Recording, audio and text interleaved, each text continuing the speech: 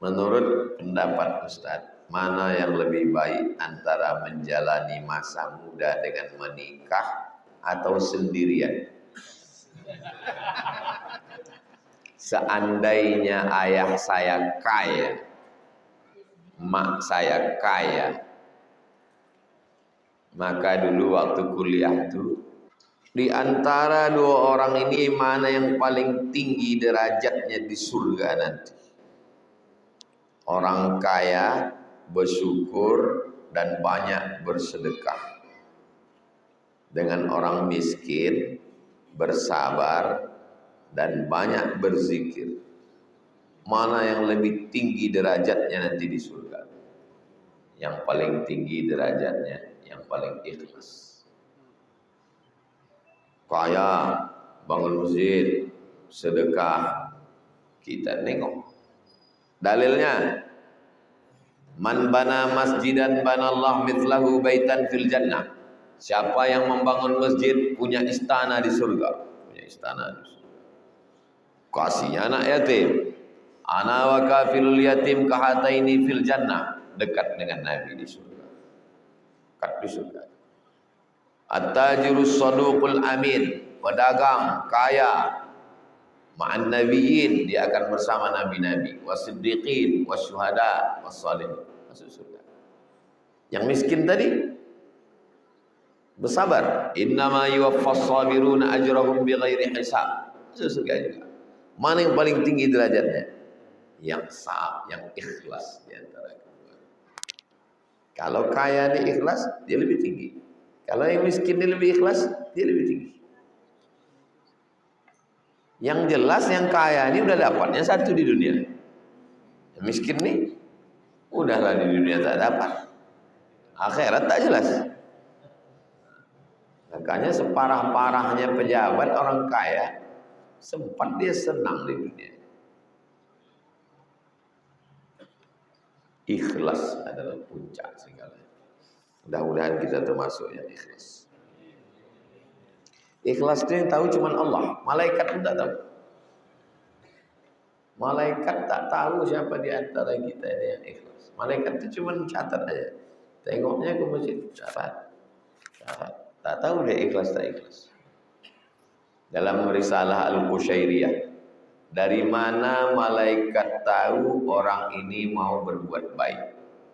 Idza hamma, kalau seorang hamba ingin melakukan kebaikan, catat. Dari mana malaikat tahu? Padahal dia tak tahu isi hati orang.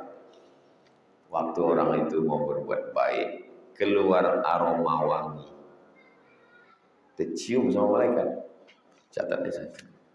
Jadi buat baik, catat dua. Tak jadi buat baik, tetap satu. Itu yang disebut orang sebagai aura. Aku kalau dekat dia ini aura aku positif. Ada aroma kebaikan yang tercium oleh malaikat. Ada manusia ini, saya udah banyak jumpa orang. Kalau duduk kita dekat dia, tenang hati. Tapi ada orang ini kalau duduk dekat dia risau aja gitu. Suntuk aja kita. Antum nanti antum merasakan itu. Banyak antum berjumpa orang. Kalau kita menemukan duit di jalan, kita ambil, kita masukkan ke kotak infak. Apakah kita berdosa? Namanya luqatah. Luqatah, barang temuan. Diumumkan setahun. Dapat duit depan itu diumumkan setahun. Tak ada pemiliknya, milik penemu. Setelah menjadi milik antum, antum bebas mau disedekahkan. Jadi secara fikih salah, karena bukan antum pemiliknya. Sedangkan pemiliknya belum tentu izin. Nah, maka diumumkan setahun. Setelah setahun dari hari ditemukan, diumumkan tak ada pemiliknya, jadi milik penemu. Atas serah antum, mau antum pakai, mau antum sedekah. Jangan begitu dapat langsung. Cuman 1000 perak apa Ustaz? 1000, patutlah kau masuk.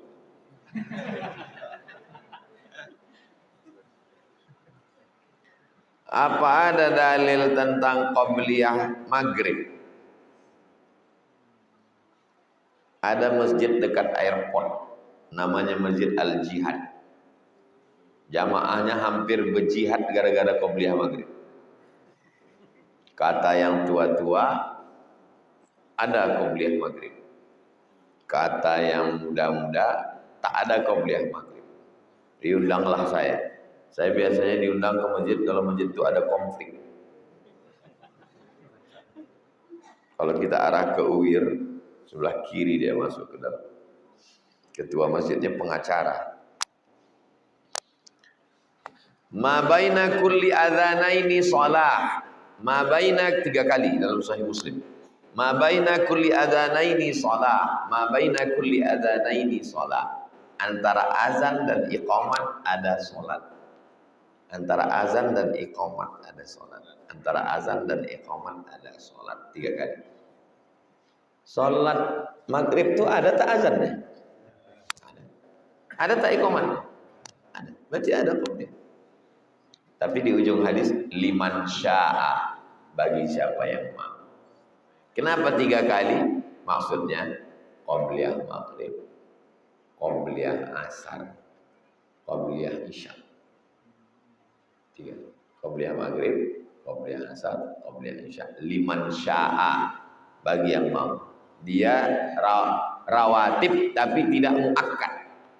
Sedangkan yang muakkad itu dalam Sunan Tirmidzi, man shalla 12 raka'ah, siapa yang salat 12 rakaat fil yaumi wal lailah, sehari semalam, bunya bihinna baitun fil jannah, dibangunkan untuknya satu tempat di surga. 4 rakaat sebelum zuhur, 2 rakaat setelah zuhur, 2 rakaat setelah maghrib, 2 rakaat setelah isya, 2 rakaat sebelum subuh. Itu muakkad. Sedangkan yang 3 tadi, 2 rakaat sebelum maghrib, 2 rakaat sebelum isya, 2 rakaat sebelum asar, itu ghairu muakkad, rawatib. Sudah saya jelaskan, saya tanya di masjid, kenapa tak kalian buat di masjid ini? Padahal dalilnya ada. Kami takut gara-gara qabliyah waktu maghrib habis. Karena waktu maghrib dalam mazhab Syafi'i pendek. Asal habis syafaq ahmar merah, rona merah itu asal sudah habis, tak ada lagi maghrib. Pengurus masjidnya berpegang pada mazhab Syafi'i. Saya bilang kalau tak masuk qabliyah 2 rakaat, masa habis? Rupanya RT RW selalu terlambat. Akar masalahnya adalah udah mau iqamat, RT RW, orang-orang kaya, donatur selalu terlambat. Mau iqamat takut kena pecat. Maka win-win solution jalan tengah, tempel di dinding. Maghrib 5 menit dari azan langsung iqamat. Selesai. Sejak itu saya tak diundang lagi di masjid. Berarti tak ada masalah lagi. Kalau ada masalah baru diundang. Win-win solution. Gimana Pak? Semua setuju?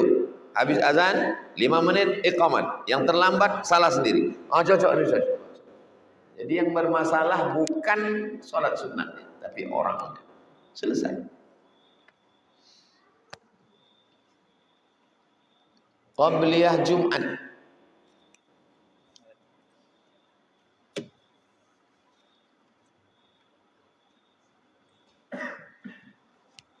Yang menggantikan sholat Jumat, yang digantikan sholat zuhur.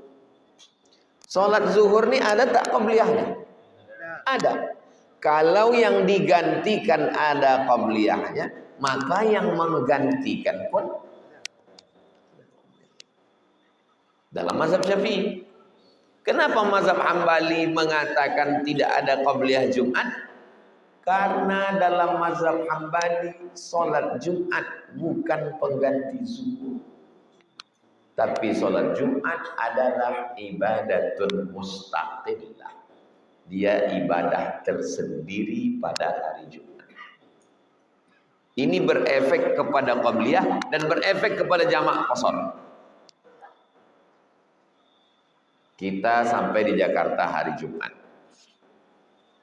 Habis sholat Jumat, bolehkah sholat Jumat itu dijamak takdim dengan asar, jamak qasar?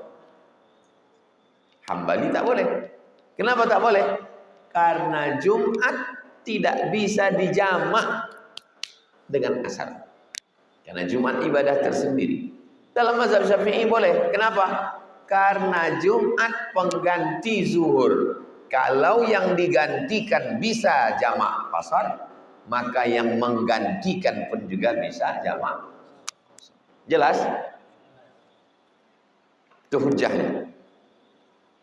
Hujah mazhab Hambali. Kenapa kata dia Jumat itu tidak ada qabliyah? Kata dia Nabi di kamar. Nabi di kamar. Setelah masuk waktu, datang Bilal mengetuk pintu kamar. Ya Rasulullah, sudah masuk waktu. Baru Nabi naik ke atas mimbar. Assalamualaikum warahmatullahi wabarakatuh. Baru azan. Allahu Akbar, Allahu Akbar. Kan? Tak ada qabliyah kan? Argumen mazhab Hambali. Mana ada qabliyah? Nabi di kamar. Habis itu Nabi naik ke atas mimbar. Assalamualaikum warahmatullahi wabarakatuh. Waalaikumsalam. Baru azan. Mana ada qabliyah? Kata mazhab Hambali. Dibantah mazhab Syafi'i. Nabi qabliyah di kamar apa di masjid? Nabi itu qabliyah di kamar. Jadi sebelum naik tadi Nabi udah qabliyah duluan. Dan sahabat banyak memperbanyak salat sunnah sebelum Jumat. Salah satu salatnya adalah qabliyah. Waktu Nabi sedang khutbah, tiba-tiba datang laki-laki berdiri. Datang laki-laki duduk. Disuruh Nabi, qum, tegak. Shalli rak'atain, salat sunat 2 rakaat. Menurut mazhab Syafi'i, yang Nabi suruh salat itu qabliyah Jumat. Nah, jadi tentang qabliyah Jumat, menurut mazhab Syafi'i ada qabliyah Jumat. Menurut mazhab Hambali tak ada qabliyah Jumat. Sudah saya bahas dalam 37 masalah populer. Tengok detail. Saya mazhab Syafi'i, maka saya pakai qabliyah Jumat.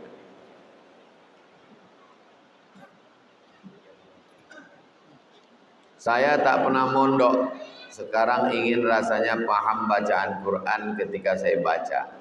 Apakah dengan tafsir Quran bisa membantu saya memahami Quran lebih? Adakah kitab rekomendasi untuk orang awam? Beli Quran terjemah potong-potong. Terjemah per kata. Habis itu yang di bawah ada tafsirnya, ada asbabun nuzulnya. Ada tajwidnya, ada terjemah per kata, ada asbabun nuzul, ada tafsir, ada Quran. Bagus. Cukup. Jangan terlalu detail. Kita ini sama macam bawa mobil. Asal udah mau dia jalan macam bawa motor. Asal udah bisa jalan masuk gigi dah cukup. Tak perlu kita tahu detail betul mana. Karena kalau begitu susah agama ini. Saya pakai motor, asal udah tahu cara hidupnya, masuk gigi, jalan, udah cukup.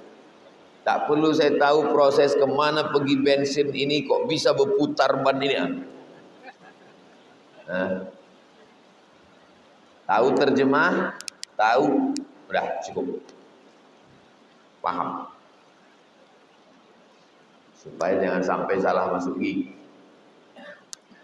Adakah istilah sunnah wajib, Ustaz? Ada yang mengatakan memelihara atau memanjangkan jenggot itu sunnah wajib. Mohon penjelasan.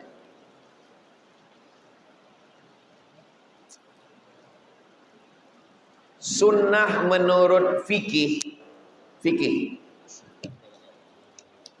Sunnah menurut fikih dikerjakan berpahala, tidak dikerjakan tidak apa-apa.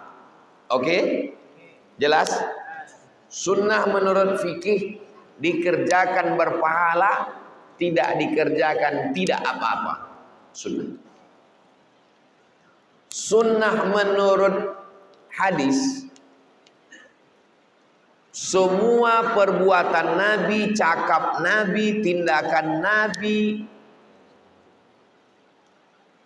ma'udhifa ila Nabi SAW min qawlin au fi'lin au taqririn au sifati khalqiyatin wa khuluqiyatin, semua ucapan Nabi, perbuatan Nabi, ketetapan Nabi, sifat Nabi, maka itu adalah sunnah. Sunnah menurut ilmu hadis. Sunnah menurut usul fikih, semua ucapan Nabi, perbuatan Nabi yang bisa dijadikan sebagai dalil hukum. 3. Saya ulang balik.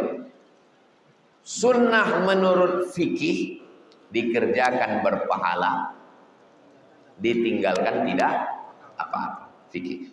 Sunnah menurut ilmu hadis, ucapan Nabi, perbuatan Nabi, ketetapan Nabi, fisik Nabi, bawaan Nabi, semuanya adalah sunnah.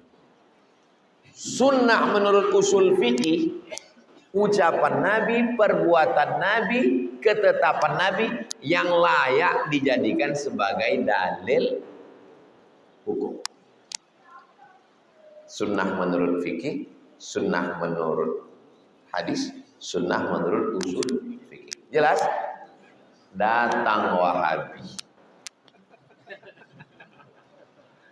Ini sunnah, tapi hukumnya wajib.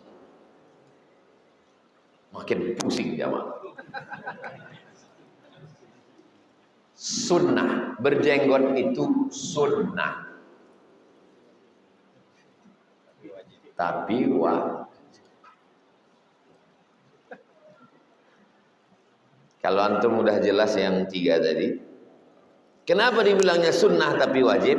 Karena kalau dia bilang ini sunnah, jamaah taunya sunnah itu menurut fikih, dikerjakan berpahala, tak dikerjakan tak apa-apa. Maka ditambahnya di ujung sunnah tapi wajib. Itu dia sendiri buat istilah.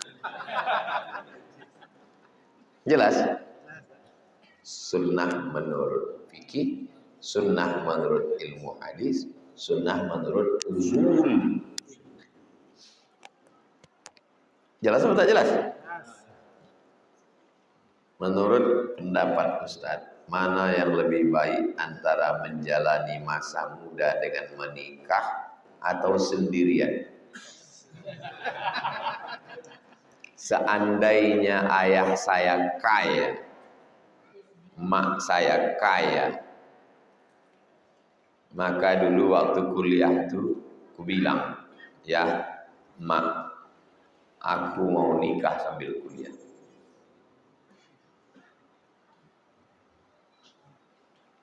Lebih terjaga mata, lebih terjaga hati, lebih terjaga pikiran, lebih terjaga. Kawan-kawan saya yang kuliah, yang ayahnya orang kaya, nikah. Waktu kami berangkat ke Mesir tuh ada yang bawa istri. Jaga. Ustadz kenapa tak nikah?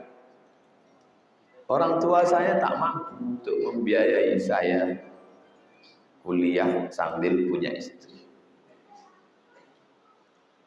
Ada juga yang orang tuanya tak mampu tapi badannya bertuah, dapatnya bini orang kaya. Kau ku biayai, balik nanti ngajar di pondok. Ada.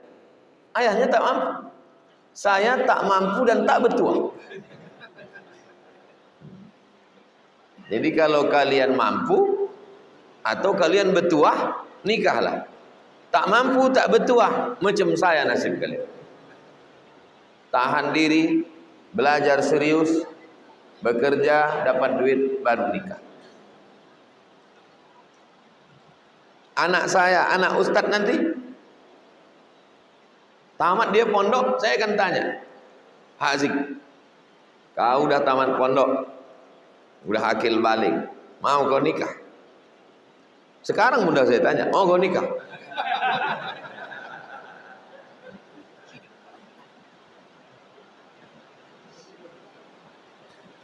Di kampung kami ketika pembagian zakat fitrah, di antara yang diberikan itu petugas penyelenggara jenazah. Apakah itu sudah tepat, Ustaz? Masuk ke golongan mana penyelenggara jenazah itu? Kalau penyelenggara jenazah itu punya pekerjaan, tapi gajinya tak mencukupi kebutuhan, dia masuk miskin. Dapat dia dari miskin.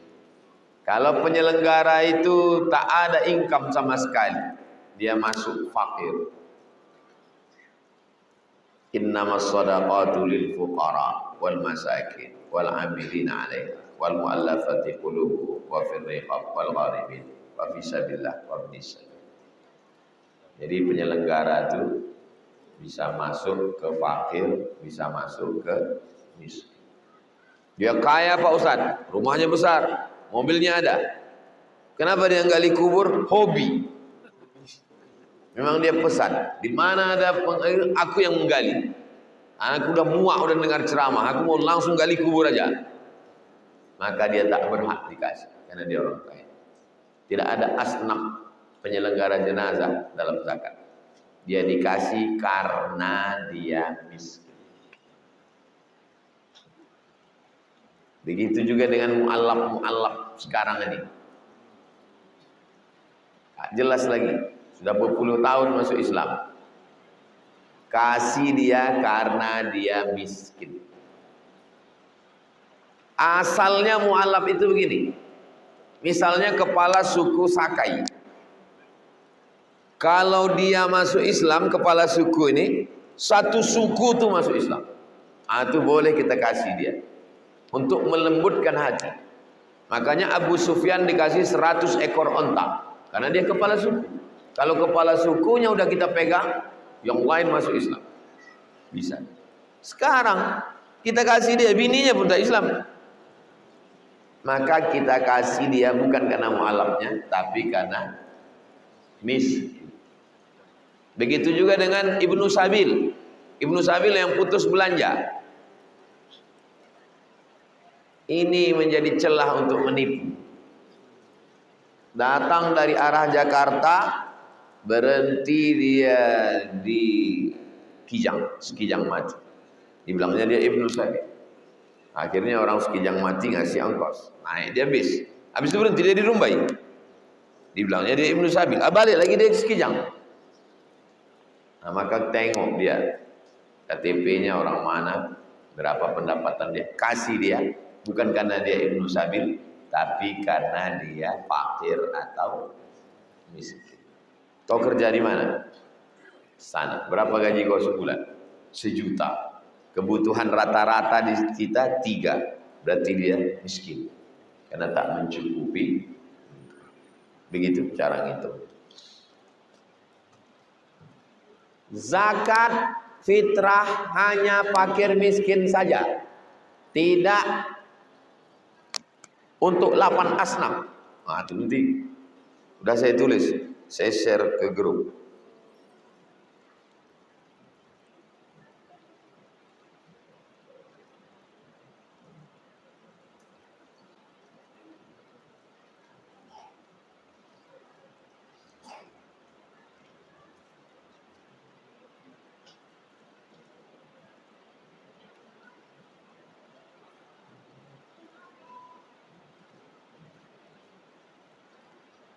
Zakat fitrah bukan hanya untuk fakir miskin saja. 8 asnaf. Ini tulisannya, share di grup. Itulah kaji kita subuh ini. Mudah-mudahan Allah Ta'ala memberikan kita kesehatan, istiqamah iman dan Islam. Ala hadhihi niyah al-Fatihah. A'udzubillahi minasyaitonir rajim. Bismillahirrahmanirrahim. Alhamdulillah rabbil alamin arrahmanir rahim maliki yaumiddin. Iyyaka na'budu wa iyyaka nasta'in. Shiratal mustaqim. Shiratal ladzina an'amta 'alaihim ghairil maghdubi 'alaihim waladdallin. Allahumma shalli 'ala sayyidina Muhammad wa 'ala ali sayyidina Muhammad. Assalamu alayka ya Rasulullah. Ya qadiyal hajat, ya rafi'an darajat, ya man qada amran innama yaqulu lahu kun fayakun. Hasbunallahu wa ni'mal wakil. Ni'mal maula wa ni'mal nasir. Wa la hawla wa la quwwata illa billahil aliyyil azim. Allahumma inna nas'aluka salamatan fid din wa afiyatan fil jasad wa ziyadatan fil ilm wa barakatan fil rizq wa taubatan qabla al maut wa rahmatan 'inda al maut wa maghfiratan ba'da al maut. Allahumma hawwin 'alaina fi sakaratil maut wan najata minan nar wal 'afwa 'inda al hisab. Rabbana ighfir lana dhunubana wa liwalidayna warhamhuma kama rabbayana shaghira. Rabbana atina fid dunya hasanah wa fil akhirati hasanah wa qina adzaban nar. Wa sallallahu ala sayyidina Muhammad wa ala alihi wasallam. Walhamdulillahi rabbil alamin. Taqabbalallahu minkum minna wa minkum taqabbal ya. Terima kasih atas segala perhatian. Mohon maaf segala kesilapan dan kekhilafan. Subhanakallahumma wa bihamdika asyhadu an la ilaha illa anta astaghfiruka wa atubu ilaik. Sallallahu ala sayyidina Muhammad wa ala alihi wasallam. Walhamdulillahi rabbil alamin. Assalamualaikum warahmatullahi wabarakatuh.